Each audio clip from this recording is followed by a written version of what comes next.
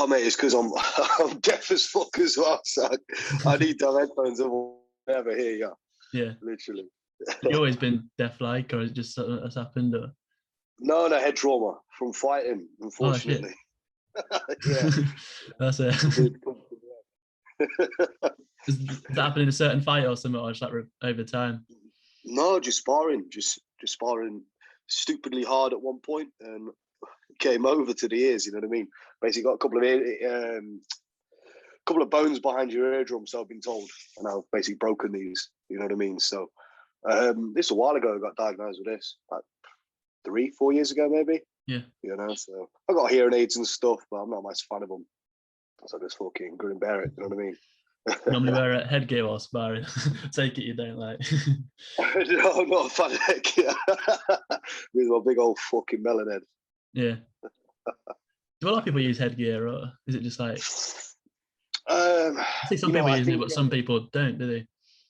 Yeah, you know, for headgear wise, I think it's great for preventing cuts. You know, but I've especially seen apparently the science is out as to whether it protects against concussion.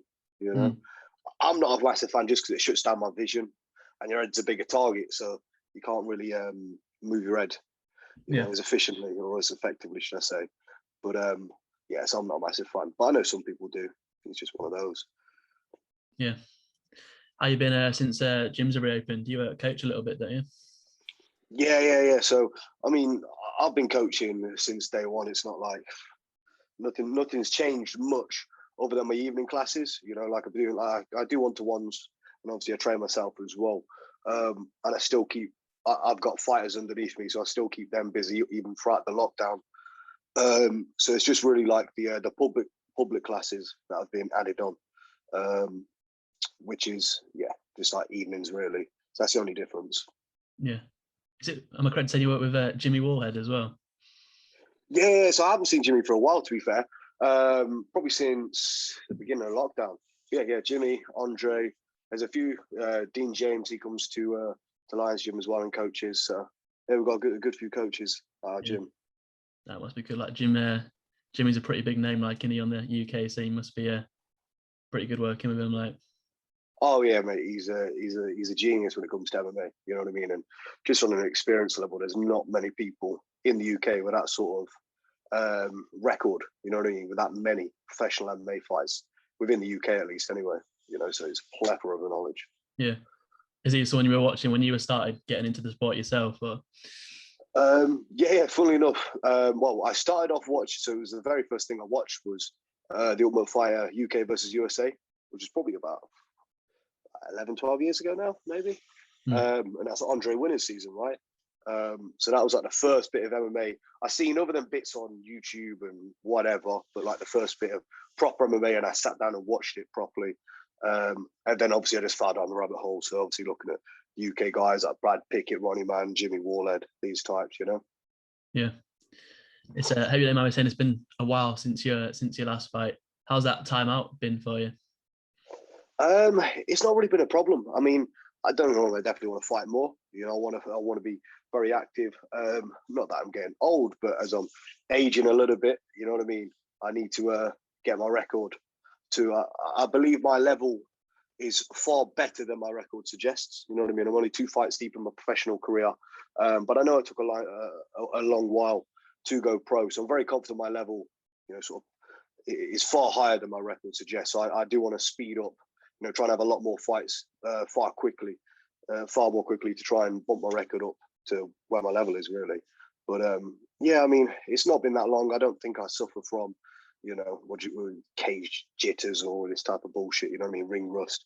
I'm very relaxed, probably more too relaxed when it comes to being in the cage. You know what I mean? So I don't really see it as too much of a problem.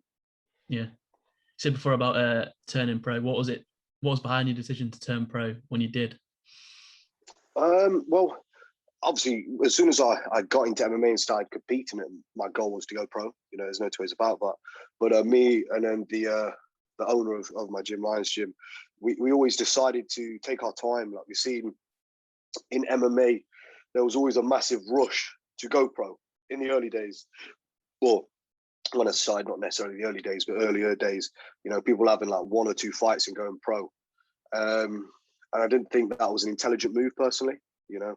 Like I remember I had goals in my head, like I wanted to be a purple belt in jiu-jitsu. I wanted to have a couple of stand-up fights before I'd gone pro in MMA. You know, I wanted to be have a good multi-skill set, be a diverse fighter. So yeah, it just took my time. I was never in any rush, you know. But to some degree, it's been a bit of a pain in the ass now because, like I said, I truly believe my level precedes my record, and there's a lot of people not wanting to fight me around my record range. You know what I mean? I'm struggling to get fights. So a bit of a pain in the ass. You said you're in suppose that's one of the reasons you're moving up to welterweight, like. Mm-hmm. Yeah, I mean, look, I cut a lot of weight. I tell everyone this, like, I'm not going to lie about how much weight I cut. You know, I'll be sitting at 90 kilogram right now. You know what I mean? I'll cut within 7 weeks. I'll cut, you know, just over 20 kilo. You know what I mean? Well, 20 kilo. So to get to welterweight, it's still a cut. You know, I'll fight welter, I'll fight lightweight. I don't mind. You know what I mean?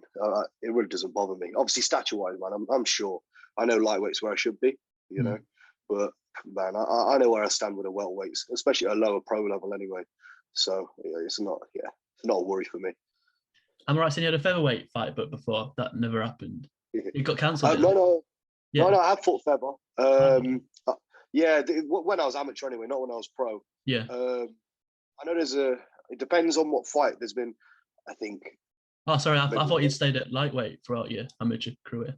No. So I mean, because I started fighting when I was 18. You know what I mean? So when I was far smaller than I am now, you know, I started fighting men when I was 18. And I started at featherweight, you know. I think in my second fight, I was weighing like 63 kilogram. You know what I mean? I should have probably fought bantamweight, you know. And then I just, as you do, started filling out a little bit. And so I can't remember what fight it was. Maybe my fourth amateur fight, I moved to lightweight. I fought welterweight as well as an amateur, you know. And then, yeah, professional, I always knew I'll be sort of sitting around the lightweight region. Yeah, I feel like Lawrence Tracy is similar build to yourself, quite a bit, maybe a bit smaller guy with a lot of muscle. Yeah, he got a lot of muscles, you know what I mean?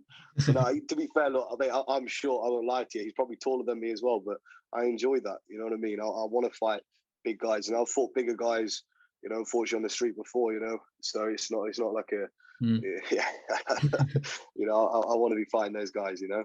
I've got something to prove, man. I've got little man syndrome. You know what I mean? I want to go in there, put him to sleep, and then people are going to know. You know what I mean? Yeah. Just your ego causing you to move up a weight. Exactly. Yeah. What do you make of him coming into this then? Don't get me wrong. Look, everyone poses a danger. I don't want to fight bums. You know what I mean? I would never want to fight a journeyman with respect that somebody's going to go in there and pretty much take a dive. This is not something I'm interested in. I've been offered a couple of these fights before, and I've straight up refused them. You know, I need to have a fear of defeat when I go in there, you know, in order to train properly, you know, to motivate me to train. I mean, I train year round anyway, but to motivate me to truly train and get in there. You know, if I'm sparring people harder in terms of a higher level than the people I'm fighting, I'm not interested in that. So, you know, Lawrence Tracy definitely posed a problem. I think a lot of that is situated in his size. You know, he's a big guy, you know. But honestly, you know, and I'm not for disrespect, you know what I mean? I'm very grateful he took the fight against me. But I think skill set everywhere. You know, I'm better than him. You know, the only thing he's got over me is the attribute of being bigger. That's it. Yeah. Are you someone who watches a lot of tapes of your opponents, seeing their skills and stuff like that? Yeah. I mean, I talked about this before with you guys in the sense of, don't get me wrong, with a lower level amateur and pro, I think things like watching tape, of course, it's always important, but things like watching tape and making game plans is a little bit less important because we should be developing at such a rapid level, our lower level, you know what I mean? Every fight, we should be an evolved fighter. Whereas when you look at the UFC, you know, the change is incremental. It's a lot smaller, if you know what I mean. So for me to make a game plan from what I've seen against Lawrence Tracy last year, or the year before, whenever his last fight was, should in theory not be too intelligent, because ideally, you know, he's very new to the game still. You know what? He's only 5-5 pro. You know, he's had 10 pro fights. Yeah. He should be a better fighter when he steps in that cage. So I've got ideas as to where he's weak, but don't get me wrong, I'm not going to believe that is 100%, how it's going to be in there. But in terms of looking at tape, yeah, 100%. Like I said, I'm a coach. I've got fighters myself. I'm obsessed with MMA. I watch fights religiously. I'm currently in the process of doing a breakdown of Jose Aldo. You know what I mean? It's something that I'm just consumed with. So, yeah, just for being a coach myself, in order to be able to teach. Well, a breakdown for yourself or breakdown for the gym, like?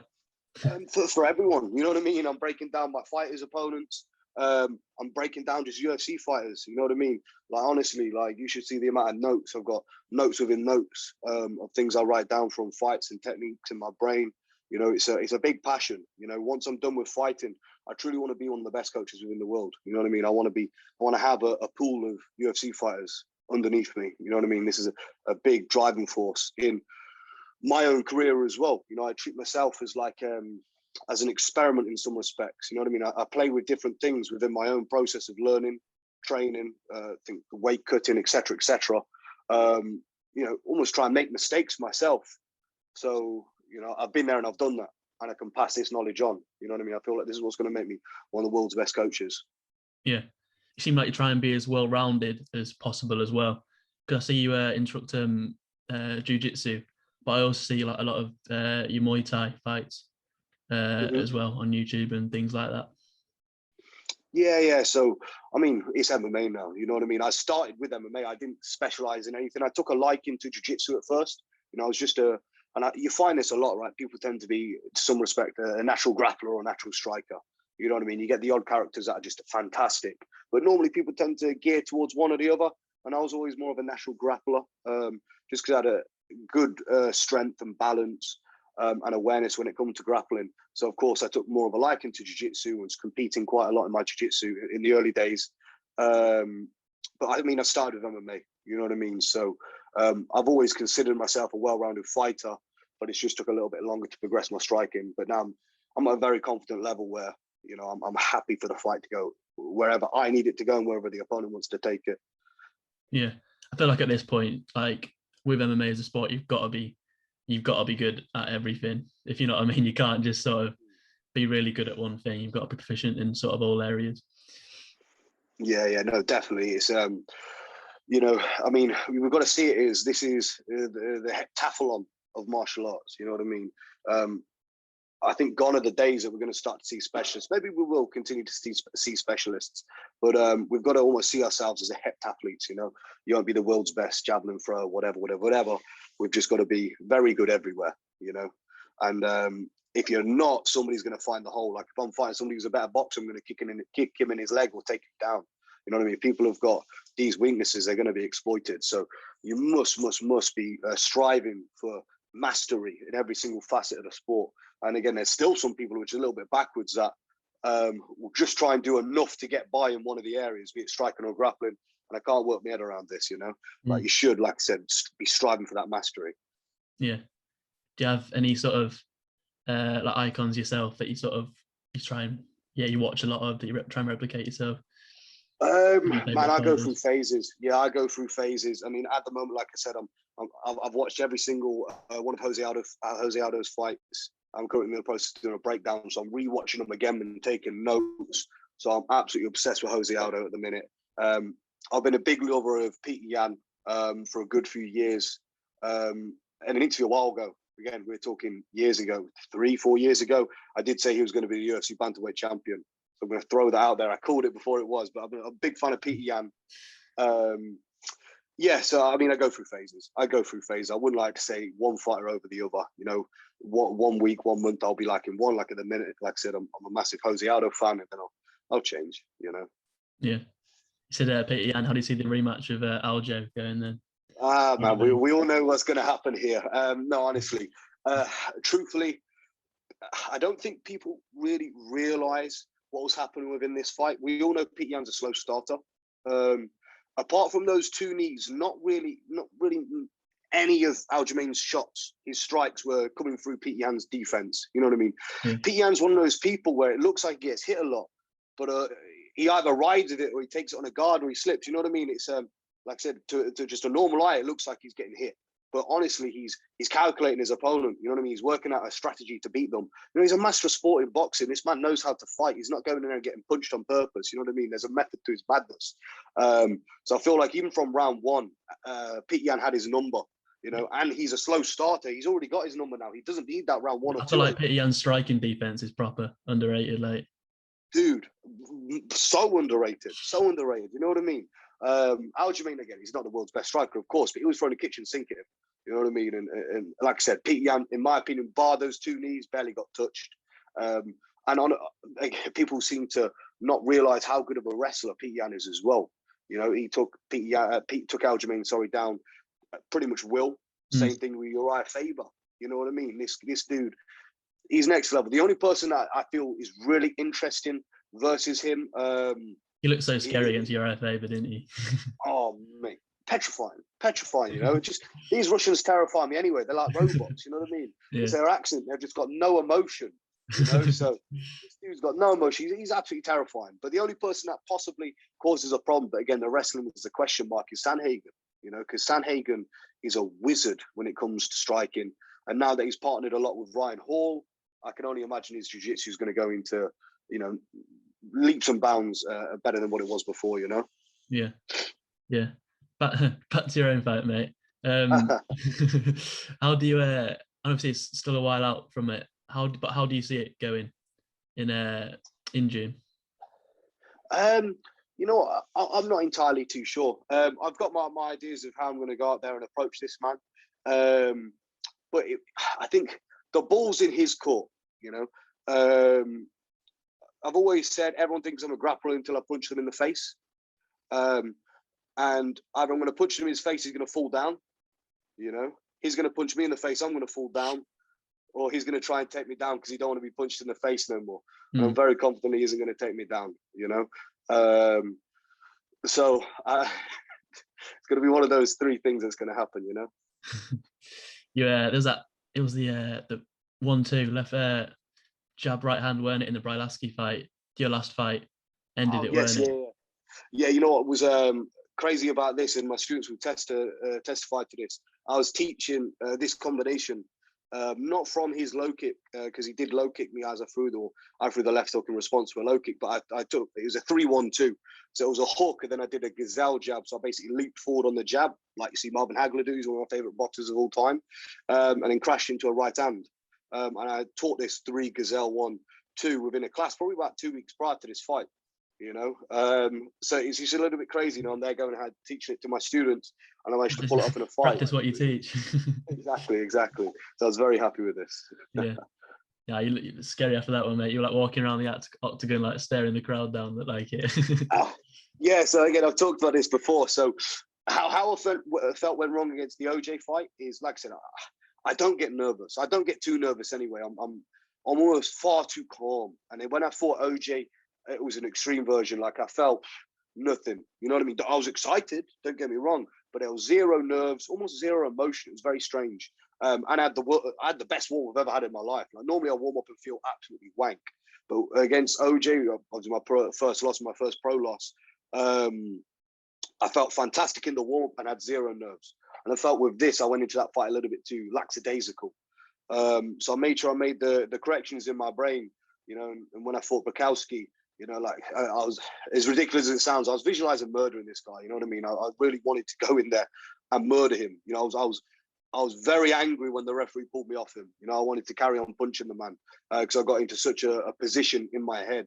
And I feel like with this correction, I'm not going to be going into a fight. Don't get me wrong, I'm a slow start. I won't deny that. You know what I mean? Lawrence Tracy, if you want to beat me, I'd suggest running at me hard for the first 2 minutes. You know what I mean? I'm a slow starter. I'll give you that advice.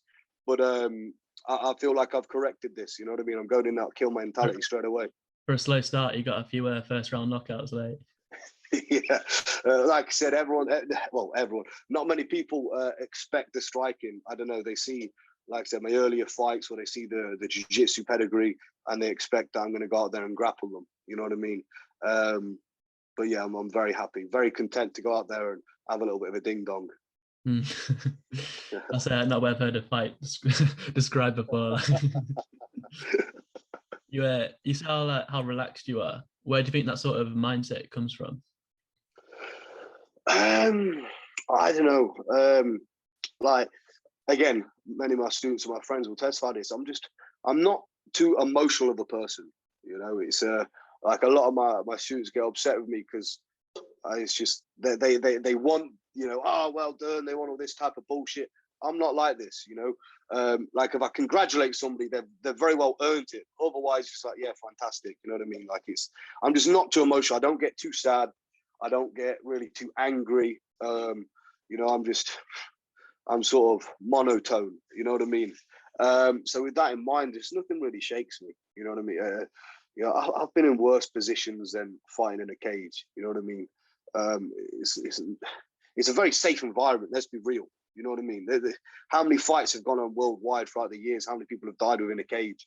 You know, why would I be scared in there? You know, obviously I've got to get myself into a headspace where maybe I do have to be a little bit more scared in there, but it isn't too scary of a place for me to be, you know? Yeah. Yeah, man. You had a great victory over Aidan Lee in your amateur career. Is that one of your highlights of your amateur career? I would say so. It was a very close fight, you know. And at this point, I didn't really have a proper striking coach. You know, at this point, then when we had a striking coach, but not to the level I've got now, you know. So my striker was not at a great level. You know, I was very much purely a grappler. Although, like I said, I'm very well rounded. I like to think at this stage I was definitely more grappling orientated. And in my opinion, I still managed to outstrike him with just one simple technique, being the leg kick. Because at that point, he had a lot of holes in his striking game. You know, a lot of finesse, but a lack of basics. But again, it was a close fight. But yeah, it's a highlight. It was a highlight in the sense that, and again, I've talked about this before, and I thought I was going to lose. You know what I mean? When I was going into this fight, I truly thought I was going to go in there and lose. Like, I remember I was maybe 2 fights deep on my amateur career. Aidan Lee might have been the same, because he fought on the same show, or definitely the same Fight UK shows. I don't know if it was the same like night as me, but he was like the next big thing. Everyone was hyping him up, you know, because he's doing fucking stupid shit off the cage and he looks fantastic. Nobody gave 2 fucks about me because I was just grappling people at the time. You know, I ain't got that much of a big mouth. But then, so like I said, he was the next big thing. He looked fantastic. When my gym owner texted me, you know, you're fighting this guy, I was like, okay, cool. You know, I'm gonna lose. You know, but again, I'm not scared of losing. You know, I'm not scared of going out there and getting knocked out in front of people. You know, I'm gonna go there. I'm not going out there and looking to get knocked out. But I'm not scared to go do it. You know what I mean? That's the worst that can happen. You know, so I'm gonna go out there. I'm gonna give it my all. I'm gonna fight you.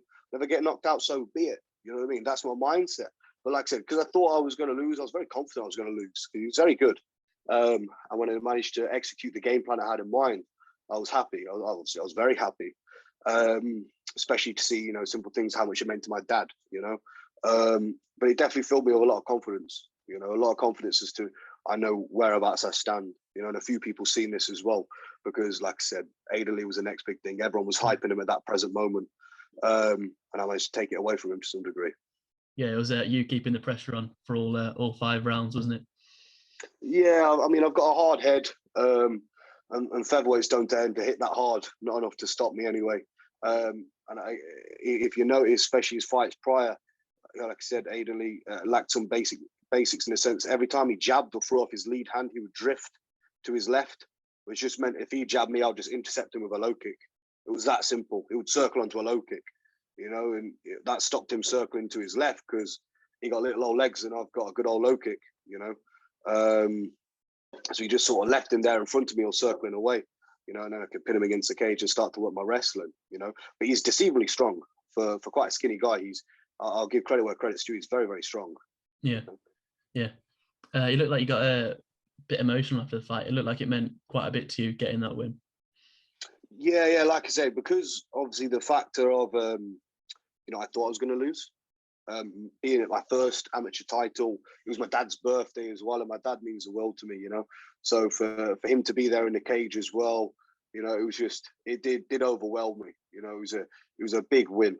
Yeah. I mean, I get emotional after every fight, win or lose. But yeah, it was definitely a good moment, you know, one I'll remember. Yeah. Are there any other highlights of your amateur career you want to talk about? Any standout moments for you? To be fair, there was one moment. It was like I fought K1. I fought K1 in Leicester, and I fought a guy from Leicester. So it was like his home show, and I just really enjoyed this moment because it's such a shame it wasn't caught on film. But we had maybe 10 guys from my gym, from like my sort of friends, etc. there, watching the fight. I didn't sell many tickets for this fight at all. And the whole venue was sold out with his guys, and I had to get out on stage and face him. I got booed. It was the first time I got booed. I really quite enjoyed it, and then especially when I went out there and knocked him out, and then the crowd was silent. There was definitely a bittersweet, well, not bittersweet, but very a great victory. You know what I mean? I very much enjoyed that moment.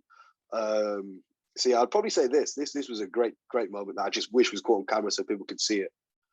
Yeah, man. No, it sounds a whole crowd going quiet because of something you've done. Sounds great. Yeah. Definitely. Are you looking forward to June then? How are you seeing camp going at the minute? I refrain from using the word camp in the sense that like I train year round. I'm a martial artist. So it's not like my training will differ too much. The intensity might be a bit more so. I might be more dedicated in the sense I'm less likely to take a day off, if I'm tired. But I train year round. Nothing much changes. Let's be real. Obviously, I've got to start to diet. That's about it. So if I use camp, it will just be in the sense that I'm going to be dieting for 8 weeks. Apart from that, the training remains the same. I enjoy training. I love training. I've got to train for my students to learn as well. If my knowledge isn't expanding, their knowledge isn't expanding. So this is something I'm going to be doing forever. It's not like I train for 12 weeks and take 12 weeks off and wait for another fight. It doesn't happen. I'm training year round. I'm studying fights year round. This is my life. I'm obsessed with it. Yeah. A bit of a different question. Ask a lot of people, mate. If MMA didn't exist, what combat sport do you think you'd be training? Whether that's Muay Thai, kickboxing, jiu-jitsu, or something like that. It'll be interesting, right? I think I would. Again, it'd be hard to choose. I feel like just being in the UK, especially as to when I started martial arts, let's say, so around the age of 15, jiu-jitsu wasn't really a thing. You know what I mean? If there were, I remember when I first started, there was no jiu-jitsu coaches really in my city. But when they first did it, I was about 16, 17, and he was a brown belt. And that was like a big deal in the UK. It's a brown belt in jiu-jitsu. So with that respect, I don't think it would have been jiu-jitsu. And obviously it wouldn't have been wrestling because wrestling is not a huge thing in the UK. So I think just if I was to have fell into something, it would have been boxing. Just because there's a lot of choices of boxing, especially within my city, Coventry. We've made some good boxers here, but yeah, I would say out of being fun, especially at a young age, boxing or wrestling. If I had a kid, I feel these are the two crucial martial arts that give you a good pedigree to start from, boxing and wrestling, and then you can start to bring in your jiu-jitsu and your Muay Thai from there. Yeah. So it's boxing and wrestling over Muay Thai and jiu-jitsu, would you say then?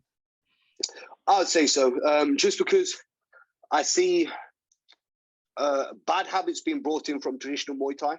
Not against it, but just the way they stand with the open feet, the lack of movement in terms of phasing in and out and lateral angles. I think there could be a problem there with the little gloves in the MMA, and we're going to start to see an adaptation in Muay Thai with the bringing in of one championship in the little gloves, because they're still trying to fight, or some of them are still trying to fight Thai-esque, and they're getting touched up in those little gloves. You can't hide behind your big cushion anymore. So boxing, I feel, teaches great fundamental footwork, especially at a good amateur boxing academy. Like I say, great phased attacks. They bounce in and out of range very well. They understand those ranges. And they should be very good at lateral angles as well. So getting off the line and attacking and exiting off the line. And then when we're looking at wrestling, I think wrestling, obviously, it gives you the ability to dictate where the fight takes place in terms of whether you want to use it offensively or defensively. But more so than that, there's a certain mindset that either wrestling weeds out or it develops. I can't tell which one. But this killer mindset and this hard work ethic that wrestlers have isn't really shown and sort of learned through jiu-jitsu. Jiu-jitsu is very relaxed and chilled, hence why there's a lot of fuckers that go there and get stoned and train jiu-jitsu.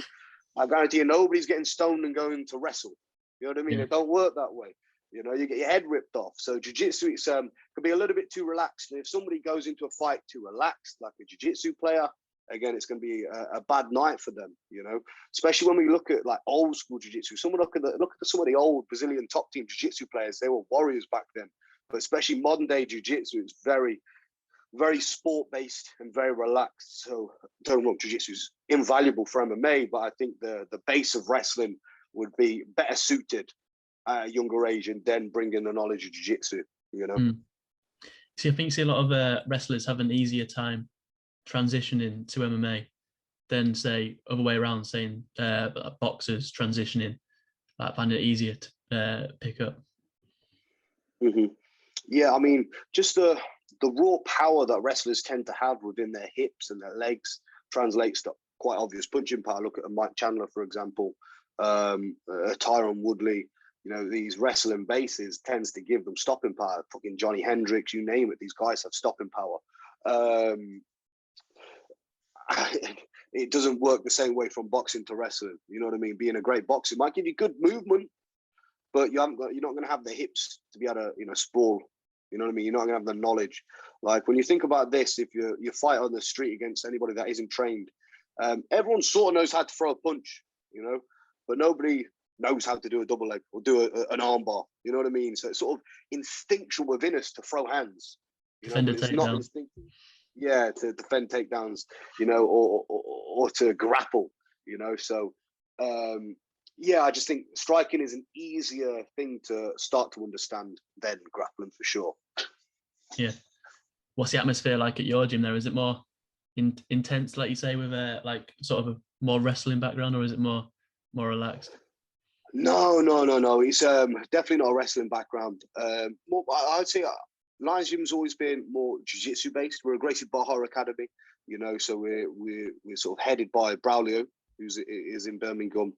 So we've always had a great level of Brazilian jiu-jitsu at our academy. And then obviously we brought in Andre and Jimmy, and they helped progress. But I myself was at this time really the only person that was into MMA. You know, it's far and few between getting people that are truly dedicated into the sport. Like we won't let any Tom, Dick and Harry fight. A lot of gyms will let anybody train for a couple of months and go and fight. We won't allow this. You know what I mean? You got to be trained for a few years until you step foot in that cage. It's a big deal. So a lot of people that will come, when can I fight? No, it ain't like that. You know what I mean? So they won't stick along. So it's only the real dedicated guys that come and train with us when it comes to MMA anyway. So the early stages, I was the only MMA fighter really. We had a couple of K1 guys, a couple of Thai guys, but we've always had a fantastic and a very strong academy with jiu-jitsu. We've got, you know, a lot of medals from a lot of different competitions throughout the years. You know, I'm very confident in our jiu-jitsu level, our academy.